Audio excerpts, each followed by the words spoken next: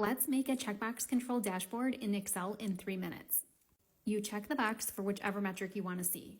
So let's insert a chart. We need to do a combo chart. Make sure that there are numbers across the right side. Remove the title. Now we need to add this if statement because this is actually what is controlling your chart. So if the cell B2 is true or checked by the box, then you need to get all of the values in the quantity column.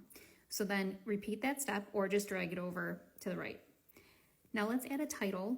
We want to make this look nice and make it make sense. So we'll just call it a sales and margin dashboard. You can highlight those and merge and center, and let's make that much bigger, bold, and then let's turn it a light gray so it really stands out.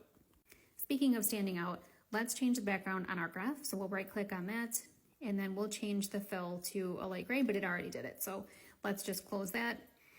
And then we need to also format the right axis. We want the number to be percentage. So change that and then close it, and now you've got it. We also don't need to look at this formula anymore, so we're going to turn that white. And next we need the actual checkboxes. So developer tab, insert a checkbox. You need to draw these in. I'm trying to draw them in as centered as possible, but you can move them if needed.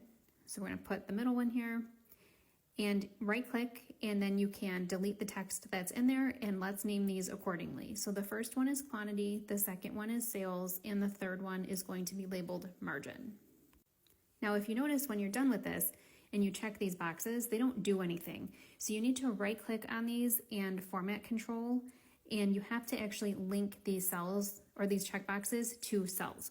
So we're going to click on the little arrow, and then quantity is going to be B2. Right click on sales, repeating the step, and this one is going to be C2, and then margin is going to be D2. So again, we're repeating the exact same step, clicking on the little arrow, and hit OK.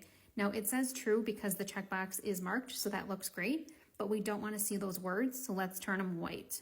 So we're going to go up to font and then turn that white. And now if you right click on these and add a data label, you can go in here and move these wherever you want. You can format them. I accidentally just grabbed one, so let's redo that. So we grab all of them. If we move some of them, we want them all to move together, most likely. So let's move those to center. And then we also want to add data labels to our margin line. So let's right click on that and then do the exact same thing with adding data labels. And then you can also change the color of these. We can try something like white just to test it out and see what it looks like. That might be a little difficult to see. You may want to leave it black. But if you test this out and check the boxes, you can see what you need.